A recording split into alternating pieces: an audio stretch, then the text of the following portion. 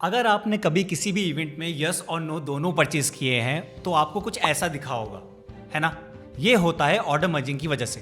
हाय, मैं हूं शशांक और इस वीडियो में हम बात करेंगे ऑर्डर मर्जिंग के बारे में और कैसे ये आपका रिस्क कम कर सकता है while trading on Tradex. Order merging है क्या?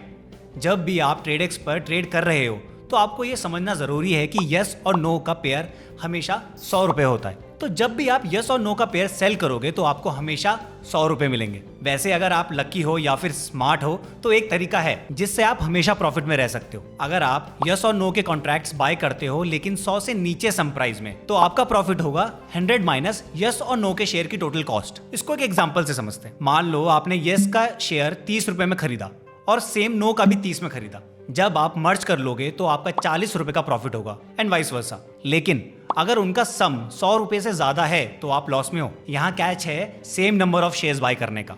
अगर नहीं तो जब आप मर्ज कर लोगे तब आपके पास कुछ लेफ्ट ओवर शेयर्स होंगे। लेकिन अब सबसे बड़ा क्वेश्चन तो ये है कि आखिर ये मर्ज का फंक्शन है ही क्यों और इसे कोई यूज ही क्यों करेगा। तो इसके 3 रीजन हैं। फर्स्ट रीजन, मान लो मेरे पास यस का भी शेयर है और नो का भी, और ये भी मान लेते हैं कि मेरा इन्वेस्टमेंट चेंज नहीं हुआ है और ना ही मुझे प्रॉफिट हुआ है और ना लॉस। तो इस केस में ये एकदम परफेक्ट टाइम है ऑर्डर मर्ज करने का। हर इक्वल नंबर ऑफ यस और नो के शेयर्स के मुझे 100 रुपए मिलेंगे।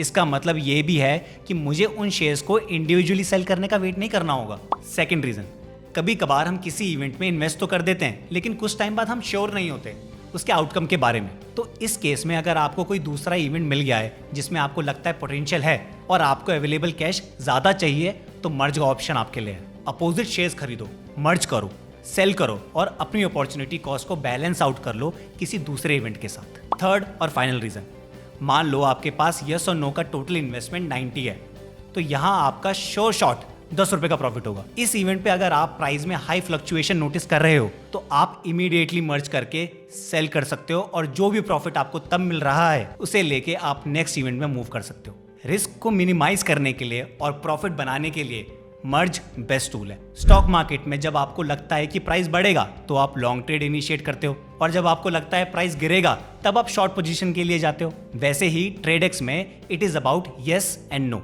शॉर्ट सेलिंग ना करके आप यहाँ अपोजिट साइड बाय करते हो। तो क्या आपको ऑर्डर मर्ज करना चाहिए? ये डिपेंड करता है आप कैसे टाइप के ट्रेडर हो।